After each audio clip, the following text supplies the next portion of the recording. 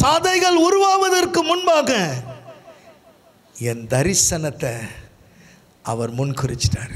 தாவீது இதை அழகாக சொல்லுவாங்க. என் எலும்புகள் உருவாவதற்கு முன்பாக உன்னை குறித்த ஒரு திட்டம், உன்னை குறித்த ஒரு திட்டம். ஒன்றுமே இல்லை ஆண்டவரே. அவர் வசனத்தை, அவர் வார்த்தையை நீ பிடிச்சிக்கோ, கர்த்தர் செய்வார். Price the Lord. எடுத்து வாசிக்கலாம். 1 அரசராகமம் 17வது அதிகாரம் 11 15 வரைக்கும் வாசிக்க கேட்போமே. அவர் அதை கொண்டு வர செல்கையில் அவரை கூப்பிட்டு, எனக்கு கொஞ்சம் அப்பமும் கையோடு கொண்டு வருவாயா என்றார். அவர், வாழும் கடவுளாகிய ஆண்டவர் மேல் ஆணை, என்னிடம் அப்பம் ஏதும் இல்லை, பானையில் கையளவு மாவும் களையத்தில் சிறிதளவு எண்ணெயுமே என்னிடம் உள்ளன. இதோ இப்போது 2 சுள்ளிகளை பொறுக்கி கொண்டு வீட்டிற்கு போய் அப்பம் சுட்டு நானும் என் மகனும் சாப்பிடுவோம், அதன் பின் சாகத்தான் வேண்டும் என்றார். எலியா அவரிடம், அஞ்ச வேண்டாம், போய் நீ சொன்னபடியே செய். ஆனால் முதலில் எனக்கு ஒரு சிறிய அப்பம் சுட்டு கொண்டு வா, பிறகு உனக்கும் உன் மகனுக்கும் சுட்டுக்கொள். இஸ்ரேலின் கடவுளாகிய ஆண்டவர் உரைப்பது இதுவே, நாட்டில் ஆண்டவர் மழை பெய்ய செய்யும் நாள் வரை பானையில் உள்ள மாவு தீராது, களையத்தில் உள்ள எண்ணெயும் குறையாது என்று சொன்னார். அவர் போய் எலியா சொன்னபடியே செய்தார். அவரும் அவருடைய மகனும் அவர் வீட்டாரும் பல நாள் சாப்பிட்டனர். அப்ப சாரிபாத்தினுடைய அந்த விதவைக்குள்ளிருந்த அந்த நம்பிக்கை ஒரு ஊழியக்காரனுடைய வாயிலிருந்து வந்த வார்த்தையை அவள் நம்பினாள். ஒன்றுமே இல்லை எங்க கையில். அவர் சொன்னது என்ன? என் கையில் ஒன்றுமே இல்லை, கையளவு கொஞ்சம் மாவு இருக்குயா, கொஞ்சம் தான் மாவு இருக்கு. ஆனால் அந்த தேவ மனுஷன் சொல்றாரு, நீ போய் எனக்கு முதலிலே ஒரு அடையை சுட்டு கொண்டு வா, எனக்கு முதலிலே சுட்டு கொண்டு வா, எனக்கு ஒரு அப்பத்தை கொண்டு வா. அந்த வார்த்தையை அவ அப்படியே செய்தார். ஆமென். ஒன்றுமே இல்லைங்க கையில், நிச்சயமாக சொல்ல ஒன்றுமே இல்லை. ஆனால் நீ ஆண்டவருடைய வார்த்தையை, அந்த வாக்கு தத்தத்தை நீ நம்பிக்கை கொள்ள வேண்டும் என்பது இங்கே நமக்கு சுட்டி காட்டப்படுகிறது. ஒன்றுமே இல்லை. அவர் சொல்ல பாருங்க, இஸ்ரவேலின் கடவுளாகிய ஆண்டவர் உரைப்பது இதுவே, நீ போய் எலியா சொன்னபடியே செய்தான். அவர் போய் என்ன பண்றாரு? எலியா என்ன சொன்னாரோ அப்படியே செய்தார். அப்படி செய்ததுனால அது சொல்ல பாருங்க, வாக்கின்படி எலியா வழியாக ஆண்டவர் உரைத்த வாக்கின்படி பானையிலிருந்து மாவும் தீரவில்லை, களையத்திலிருந்து எண்ணெயும் குறையவில்லை. கரங்களை தட்டி ஆண்டவரை மகிமைப்படுத்துவோமா? ஒருவேளை இந்த இடத்துல நீ வந்திருக்கிற, என் கையில் ஒன்றுமே இல்லை ஆண்டவரே, இருக்கிறத வச்சு தான் நான் வாழ்கிறேன், என் கையில் ஒன்றுமே இல்லை. அப்போது இந்த ஒன்றுமே இல்லை அப்படின்னு சொல்லும் பொழுது உனக்கு ஒரு வார்த்தை கொடுத்தார் இல்லையா? நான் உன்னை விட்டு விலகலை, உன்னை நான் கைவிடலை, என் நீதியின் கரத்தில் உன்னை நான் தாங்குவேன், நீ போகும் இடமெல்லாம் நான் உன் கூட வருவேன், நான் உன் தேவனாகிய கர்த்தர் ஆண்டவர் என்று சொன்னாரே, அதை நீ பிடிச்சிக்கிட்டு நீ ஸ்தோத்திரம் பண்ணும் பொழுது கர்த்தர் ஜெயம் பெறுவார். இதுதான் நம்பிக்கை, இதுதான் நம்பிக்கை. இன்னைக்கு இது இல்லை நம்மக்கிட்ட. ஆமென். நான் ஆண்டவர்கிட்ட வந்தேன், போயிட்டேன், அவ்வளோதான். வருஷம் பிறந்த உடனே நம்ம என்ன பண்ணுறோம்? ஆண்டவர் எனக்கு என்ன வாக்கு கொடுக்கிறார்? ஆண்டவர் கொடுக்கிறார். ஆண்டவர் சொன்னதை என்னைக்காவது மாற்றிருக்கிறாரா? நல்லா புரிஞ்சுக்கங்க. எலியா செய்தது 7 அடையாளம். எலியா என்ன அற்புதம் செஞ்சார்? 7 அற்புதம் செஞ்சார். ஆனால் எலிசா 14 அதிசயங்களை செய்யணும். டபுள் மெஷர் தானே. ஆனால் 13 தான் அவர் செஞ்சார். 14 செய்கிறதுக்கு முன்னாடி செத்து போயிட்டார். கல்லறையில் போட்டாங்க. எத்தனையோ பேர் அந்த கல்லறையில் புதைச்சிருக்கலாம், போயிருக்கலாம். நிறைய பேர் கல்லறையிலலாம் புதைச்சிருப்பாங்க. ஆனால் கடவுள் சொன்னார் இல்லையா, அந்த எலியாவினுடைய கல்லறையில் ஒரு மனிதன் இறந்தவனை கொண்டு போய் வைத்த உடனே அவன் உயிரோடு எழுந்தான் அல்லவா. இதுதான் 14வது அதிசயம். எலியா செய்தது 7, எலிசா 14 செய்தார். இப்போ உன்னை விட்டுருவாரா? இங்கே வந்திருக்கிற அத்தனை பேருமே சொல்கிறேன், இதை கேட்டுக்கொண்டு இருக்கிற என் அருமையான தேவ பிள்ளையை ஒவ்வொருத்தரையும் கடவுள் விட மாட்டார். ஒவ்வொருத்தரை குறித்தும் ஒரு பிளான் இருக்குது, ஒரு திட்டம் வைத்திருக்கிறார். திட்டம் இல்லாமல் அபிஷேகம் கிடையாது. திட்டம் இல்லாமல் நீ தேவ சமூகத்தில் வர முடியாது. கர்த்தர் உன்னை கொண்டு திட்டம் வச்சிருக்க, அது நிறைவேறணும். அது நிறைவேறணும் என்றால் நீ 100% நம்பணும். ஆமென். அவர் வார்த்தையை இங்கே சாரிபாத் விதவை அதை நம்பினாள். அது சொல்ற பாருங்க, எலியா வழியாக ஆண்டவர் உரைத்த வாக்கின்படி பானையிலிருந்து மாவும் தீரவில்லை, கலயத்திலிருந்து எண்ணெயும் குறையவில்லை. நான் இன்னைக்கு ஆண்டவருடைய அபிஷேகத்துக்கு கீழே நின்று சொல்கிறேன், உன் கலயத்தில் எண்ணெயும் மாவும் குறையவே போவது கிடையாது. எத்தனை பேர் ஆமேன்னு சொல்கிறீங்க? நல்ல கரங்களை தட்டி ஆண்டவரை. அதே போல் யோசுவா புத்தகம் 6வது அதிகாரம் 1 - 16 வரைக்கும் வாசிங்க. இஸ்ரவேல் மக்களுக்கு அஞ்சி எரிகோ இறுக்கமாக அடைக்கப்பட்டது. நல்ல கவனமா கேட்டுட்டு வாங்க. எரிகோ இறுக்கமாக அடைக்கப்பட்டது, ஒருவரும் வெளியே வரவும் இல்லை, உள்ளே போகவும் இல்லை. கடவுள் யோசுவாவிடம், பார், எரிகோவையும் அதன் மன்னனையும் அதன் வலிமை மிக்க போர் வீரர்களையும் உன் கையில் ஒப்படைத்து விட்டேன். போர் வீரர்களாகிய நீங்கள் அனைவரும் நகரை வளைத்து கொண்டு அதை ஒரு முறை சுற்றி வாருங்கள். இவ்வாறு 6 நாள்கள் செய்யுங்கள். 7 குருக்கள் கொம்புகளால் ஆகிய எக்காலங்களை பேழைக்கு முன் ஏந்தி செல்லட்டும். 7ஆம் நாளில் நீங்கள் நகரை 7 முறை சுற்றி வாருங்கள். அப்பொழுது குருக்கள் எக்காலங்களை முழங்கட்டும். அவர்களுடைய எக்காலத்தின் நீண்ட முழக்கத்தை நீங்கள் கேட்டவுடன் நீங்கள் அனைவரும் பேரொலி எழுப்புங்கள். அப்பொழுது நகரின் மதில்கள் இடிந்து விழும்.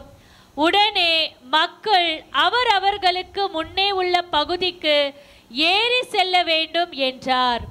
நூனின் மகனாகிய யோசுவா குருக்களை அழைத்து அவர்களிடம், உடன்படிக்கை பேழையை தூக்கிக் கொள்ளுங்கள். 7 குருக்களும் 7 எக்காலங்களை ஆண்டவரது பேழைக்கு முன் ஏந்தி கொண்டு போகட்டும் என்று உரைத்துவிட்டு மக்களை நோக்கி, முன்னால் போங்கள், நகரை சுற்றி வாருங்கள், போர் வீரர்கள் ஆண்டவரது பேழைக்கு முன் செல்லட்டும் என்றார். இவ்வாறு யோசுவா மக்களுக்கு கூறியவுடன் கொம்புகளால் ஆகிய 7 எக்காலங்களை ஏந்திய 7 குருக்கள் ஆண்டவரின் முன் எக்காலம் முழங்கிக் கொண்டே நடந்து சென்றனர். உடன்படிக்கை பேழை அவர்களுக்கு முன் சென்றது. முன்னணி வீரர் எக்காலங்களை ஊதிய குருக்களுக்கு முன் நடந்து சென்றனர். பின்னணி வீரர் பேழைக்கு பின் நடந்து சென்றனர். எக்காலங்களை தொடர்ந்து முழங்கின. யோசுவா மக்களை நோக்கி, நான் சொல்லும் நாள் வரை நீங்கள் ஆரவாரம் செய்யாமலும் யாதோர் ஓசை எழுப்பாமலும் இருங்கள். உங்கள் வாயினின்று ஒரு வார்த்தையும் புறப்படலாகாது. நான் கூறும் பொழுது ஆர்ப்பரியுங்கள் என்று கட்டளையிட்டார். நல்லா கவனிச்சுக்கோங்க. யோசுவா சொல்றாரு, நான் சொன்ன பிறகுதான் நீங்க ஆர்ப்பரிக்கணும். வாசிங்க. ஆண்டவரின் பேழை நகரை ஒரு முறை சுற்றி வந்தது. பின்னர் அவர்கள் பாளையத்திற்கு வந்து அங்கே இரவை கழித்தார்கள். யோசுவா அதிகாலையில் எழுந்தார். குருக்கள் ஆண்டவரின் பேழையை சுமந்து சென்றார்கள். கொம்புகளாலான 7 எக்காலங்களை ஏந்திய 7 குருக்கள் ஆண்டவரின் பேழைக்கு முன் அவற்றை முழங்கிக் கொண்டே நடந்து சென்றனர். முன்னணி வீரர் அவர்களுக்கு முன் நடந்து சென்றனர், பின்னணி வீரர் ஆண்டவரின் பேழைக்கு பின் நடந்து சென்றனர். எக்காலங்கள் தொடர்ந்து முழங்கின. 2ஆம் நாளிலும் அவர்கள் நகரை ஒருமுறை சுற்றி வந்தனர். பின்னர் பாளையத்திற்கு திரும்பினர். இவ்வாறு 6 நாள்கள் செய்தனர். 7ஆம் நாள் வைகரையில் அவர்கள் எழுந்து முன்போலவே நகரை 7 முறை சுற்றி வந்தனர். அன்று மட்டும் நகரை 7 முறை சுற்றி வந்தனர். 7வது முறை குருக்கள் எக்காலங்களை முழங்குகையில் யோசுவா மக்களிடம், இப்பொழுது ஆரவாரம் செய்யுங்கள், ஏனெனில் ஆண்டவர் உங்களிடம் நகரை ஒப்படைத்து விட்டார். ஹல்லேலூயா, praise the Lord, praise the Lord, ஹல்லேலூயா. தேவ பிள்ளையே, ஒன்றுமே இல்லை கையில, ஆனா வார்த்தை ஆண்டவர் சொன்னார். ஆனா இந்த இடத்துல ஒரு காரியத்தை நீங்க பார்க்கணும். இந்த எரிகோ மதில் சுவர் கீழே விழுவதற்கு யோசுவா நிறுத்தினது முதலில் நம்பிக்கை. நம்பிக்கை உள்ள வீரர்கள், விசுவாச வீரர்களை முதலில் நிறுத்தினார். இரண்டாவதாக துதி ஸ்தோத்திரம் செய்கிறவர்களை நிறுத்தினார். மூன்றாவதாக எக்காலத்தை ஊதினார். என் அன்பு தேவ பிள்ளையே, விசுவாச நம்பிக்கை ஒரு எரிகோ மதில் சுவரை கீழே தள்ளினது. நம்பிக்கையானது அந்த எரிகோ மதில் சுவரை கீழே தள்ளினது என்று சொன்னால், உன் வாழ்க்கையிலே, உன் குடும்பத்திலே, உன்னுடைய சூழ்ந்திருக்கிற இடத்துல இப்படி எரிகோவை போல இப்படிப்பட்ட சுவர்கள், பிரச்சனைகள் எழும்பி நிற்கும் பொழுது உன் வாயிலிருந்து வருகிற வார்த்தையும் ஸ்தோத்திரமும் தான் அந்த பிரச்சனையை மாற்ற முடியும். நல்லா கவனிச்சு பாருங்க. யோசுவா சொல்றாரு, என்ன சொல்றாரு? நான் சொல்லுகிற வரையிலையும் வாய் திறந்து பேசாதீர்கள். அவர் சொன்னார், 7வது முறை குருக்கள் எக்காலங்களை முழங்குகையில் யோசுவா மக்களிடம், இப்பொழுது ஆரவாரம் செய்யுங்கள், ஏனெனில் ஆண்டவர் உங்களிடம் நகரை ஒப்படைத்து விட்டார். இன்னைக்கு ஓம் பிரச்சனை சுவரை போல நிற்குது, சுவரை போல நெருக்கிக்கிட்டு இருக்கு. எங்க போவேன் தெரியல. யார் இதை தகர்த்து எறிய முடியும்? உன் படிப்பு, உன் புத்தியால் எதையுமே சாதிக்க முடியாது. உன் முழங்கால்கள் முடங்குகிறது வெற்றியை கொடுக்கும். முழங்காலுக்கு நீ முடங்கும் பொழுது ஜெயம் கர்த்தரால் வருகிறது. அவர் சொல்றார், குதிரை யுத்தத்திற்கு ஆயத்தமாகும், ஜெயமோ. இதை கேட்டுக்கொண்டிருக்கிற அருமையான தேவ பிள்ளையே, யோசுவா அங்கே அந்த வசனமே அப்படிதான் சொல்லுது. என்ன சொல்லுது? இஸ்ரேல் மக்களுக்கு அஞ்சி எரிகோ இறுக்கமாக இறுக்கமாக அடைக்கப்பட்டது, ஒருவரும் வெளியே வரவும் இல்லை, உள்ளே போகவும் இல்லை. அப்படிப்பட்ட ஒரு இறுக்கமான ஒரு சூழ்நிலை உன் வாழ்க்கையில் இருக்கா? இன்றைக்கு அதை உடைப்பார். அது இன்னைக்கு தகர்த்தெறியப்படும். நீ போராடிட்டு இருக்கிற சூழ்நிலையை மாற்ற முடியும். எப்பொழுது? நம்பிக்கை. ஒன்றுமே இல்லை, அவர் சொன்ன வார்த்தை. அவர் சொன்ன வார்த்தையை நீ கையில் பிடிச்சுக்கிட்டு, ஆண்டவரே நீர் சொல்லி இருக்கிறீரே, நீர் செய்ய வல்லவர் என்பதை நீ அறிக்கை செய்யும் பொழுது உன் துதியில அபிஷேகம் இருக்கணும், உன் வாயில அபிஷேகம் இருக்கணும். இங்கே என்ன சொல்றாரு? இறுக்கமாய் அடைக்கப்பட்டது. அவ்வளோ பெரிய மதில் சுவர் என் ஆண்டவர் உடைத்தாரையா. ஒரு நாள் அல்ல, 7 முறை அவர்கள் சுற்றி வந்தார்கள். 7 முறை சுற்றி வந்தார்கள். என் ஆண்டவர் தகர்த்தெறிந்தார். அவரால் கூடாத காரியம் இந்த உலகத்தில் எதுவுமே கிடையாது. எத்தனை பேர் ஆமேன்னு சொல்கிறீங்க? ஆமேன்னு சொல்கிறீங்க? அவர் செய்ய வல்லவர். அதை தான் வேதம் சொல்கிற. ஒன்றுமே இல்லை என்றாலும், நல்லா புரிஞ்சுங்க, ஒன்றுமே இல்லை என்றாலும் வாக்கு தத்தத்தையும் நாம் நம்பிக்கை கொள்ள வேண்டும். அதில் தான் நோவா அந்த வார்த்தையை நம்பினார், பேழையை கட்டினார். அவர் முழு குடும்பமும் பாதுகாக்கப்பட்டது.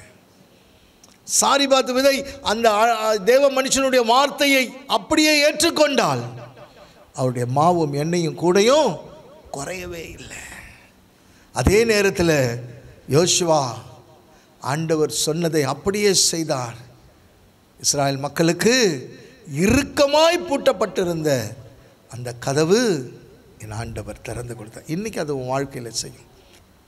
அதே நேரத்தில் நம்பிக்கையற்று போனவர்கள் யாரு? வாசிங்க 2 அரசராகமம் 7வது அதிகாரம் 1 வாசிங்க. அப்பொழுது எலிசா, ஆண்டவரின் வாக்கை கேளுங்கள். ஆண்டவர் கூறுவது இதுவே, நாளை இந்நேரம் சமாரிய நகர வாயிலில் 1 மரக்கால் கோதுமை மாவு 1 வெள்ளி காசுக்கும் 2 மரக்கால் வார் கோதுமை 1 வெள்ளி காசுக்கும் விற்கப்படும் என்றார். அரசனுக்கு பக்க பலமாயிருந்த அதிகாரி கடவுளின் அடியவரை நோக்கி, இதோ பாரும், ஆண்டவர் வானின் கதவுகளை திறந்து விட்டாலும் இத்தகைய காரியம் நடக்குமா என்று கேட்டான். அதற்கு அவர், இதை நீ உன் கண்களால் காண்பாய், ஆனால் அதில் நீ எதையும் உண்ண மாட்டாய் என்றார். நகர வாயிலின் அருகே 4 தொழுநோயாளிகள் இருந்தனர். இவர்கள் ஒருவர் ஒருவரிடம், சாவை எதிர்நோக்கி நாம் ஏன் இங்கு உட்கார்ந்து இருக்க வேண்டும்? நாம் நகருக்குள் செல்வோமாயின் நகரில் பஞ்சம் இருப்பதால் நாம் செத்து போவோம். இங்கேயே தங்கி இருந்தாலும் சாக வேண்டியதுதான். வாருங்கள், சீரியரின் பாசறைக்கு சென்று அங்கு தஞ்சம் புகுவோம். அவர்கள் நம்மை வாழ விட்டால் நாம் உயிர் பிழைப்போம், அவர்கள் நம்மை கொன்று போட்டால் செத்து போவோம் என்று பேசிக்கொண்டனர். இருள் கவிழ்ந்த வேளையில் அவர்கள் சீரியரின் பாசறையின் எல்லையை நெருங்கிய போது அங்கே ஒருவரும் இல்லை. ஏனெனில் தேர்கள், குதிரைகள், பெரும்படை ஆகியவற்றின் பேரொலியை சீரியா படையினர் கேட்கும்படி தலைவர் செய்திருந்தார். எனவே அவர்கள் ஒருவர் ஒருவரை நோக்கி, இதோ இஸ்ரவேல் அரசன் தனக்கு துணையாக இத்திய அரசர்களையும் எகிப்திய அரசர்களையும் கூலிக்கு அமர்த்தி கொண்டு நம்மை தாக்க வருகிறான் என்று சொல்லிக் கொண்டனர். எனவே அவர்கள் இருள் கவிழ்ந்த வேளையில் ஓட்டம் பிடித்தனர். தங்கள் கூடாரங்களையும் கழுதைகளையும் பாசறையையும் அப்படியே விட்டுவிட்டு உயிருக்காக தப்பி ஓடினர். ஆகவே இந்த தொழுநோயாளிகள் பாசறையின் எல்லையை நெருங்கி ஒரு கூடாரத்தின் உள்ளே நுழைந்து அங்கே உண்டு குடித்தனர். மேலும் அங்கிருந்த வெள்ளி, பொன், ஆடைகள் முதலியவற்றை எடுத்துக்கொண்டு போய் ஒளித்து வைத்தனர். மீண்டும் திரும்பி வந்து வேறொரு கூடாரத்தில் புகுந்து அங்கிருந்தவற்றை எடுத்துக்கொண்டு போய் ஒளித்து வைத்தனர். பிறகு அவர்கள் ஒருவர் ஒருவரிடம், இன்று நாம் இப்படி செய்வது சரியன்று. இந்நாள் நல்ல செய்தியின் நாள். நாளை காலை வரை இதை வெளியிடாது மௌனமாய் இருந்தால் நாம் குற்றவாளிகள் ஆவோம். வாருங்கள், நாம் போய் அரச மாளிகையில் இதை அறிவிப்போம் என்று சொல்லிக் கொண்டனர். அவர்கள் சென்று நகர வாயிற் காவலனை அணுகி, நாங்கள் சீரியரின் பாசறைக்குள் சென்றோம், அங்கு யாரையும் காணவில்லை. அங்கு கட்டியிருந்த குதிரைகளும் கழுதைகளும் கூடாரங்களும் அப்படியே இருந்தன என்று தெரிவித்தனர். வாயிற் காவலர் இதை உரத்த குரலில் சொல்ல அது உள்ளே அரச மாளிகைக்கு தெரிவிக்கப்பட்டது. அரசன் இரவிலேயே எழுந்து தன் பணியாளரை நோக்கி, சீரியர் நமக்கு எதிராக செய்துள்ளதை கேளுங்கள். நாம் பட்டினியால் வருந்துவதை அறிந்து அவர்கள் தங்கள் பாசறை விட்டு வெளியேறி இஸ்ரவேலர் நகரிலிருந்து வெளியேறுவர். அப்பொழுது நாம் அவர்களை உயிரோடு பிடித்து கொண்டு நகரினுள் நுழையலாம் என்று எண்ணி வயல்வெளிகளில் ஒளிந்திருக்கின்றனர் என்றான். அவனுடைய பணியாளரில் ஒருவன், இங்கே எஞ்சியுள்ள குதிரைகள் 5 சிலர் ஓட்டிக்கொண்டு செல்லட்டும். இங்கே எஞ்சியுள்ள இஸ்ரேல் அனைவருக்கும் நேரிடுவதே அவர்களுக்கும் நேரிடட்டும். ஆம், ஏற்கனவே அழிவுக்குள்ளான இஸ்ரேலர் அனைவரையும் போல் இவர்களும் அழிவுக்கு உள்ளாவர். எனவே அவர்களை அனுப்பி பார்ப்போம் என்றான். அவ்வாறே 2 குதிரை தேர்கள் கொண்டு வரப்பட்டன. அவற்றில் அரசன் சிலரை சீரியர் பாசறைக்கு அனுப்பி சென்று பாருங்கள் என்று கட்டளையிட்டான். அவர்களோ சீரியரை தேடி யோர்தான் வரை போனார்கள்.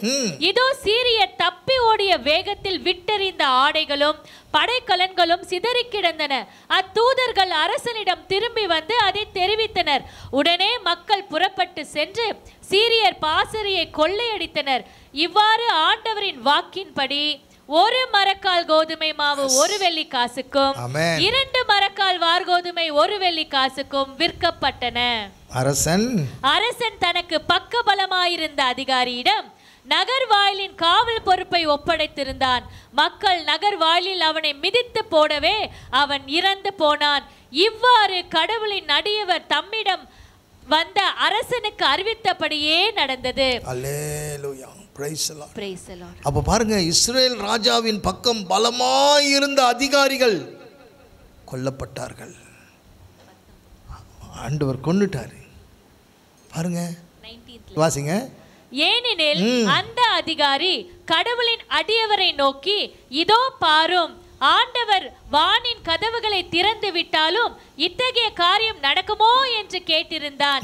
அதற்கு அவர், இதை நீ உன் கண்களால் காண்பாய், ஆனால் அதில் எதையும் நீ உண்ணமாட்டாய் என்று கூறியிருந்தார். அவ்வாறே அவனுக்கு நேரிட்டது. பாருங்க, இந்த அதிகாரியினுடைய நம்பிக்கையற்ற வார்த்தை இன்னைக்கு நிறைய நேரங்களில் ஏன் இந்த வசனங்களை நமக்கு ஆண்டவர் மேற்கோள் காட்டுறாருன்னு சொன்னால், கடவுள் ஒரு காரியத்தை நமக்கு சொல்கிறாரு. ஆனால் சொன்ன வார்த்தையை நாம் 100% அதை நம்பிக்கை வைக்கிறதே கிடையாது. ஆண்டவர் விற்பாங்க, உங்களுக்கு கிடைக்கும் அப்படின்னு சொன்னதை அவர்களுக்கு கிடைக்கிறது. கடவுள் உங்களுக்கு சொன்னதை அவர் நிச்சயமாய் நடத்துவார். வாழ்க்கையில் நம்பிக்கை இல்லாமல் போகவே கூடாது. இன்றைக்கி நம்ம மனுஷனை நம்புகிறோம்.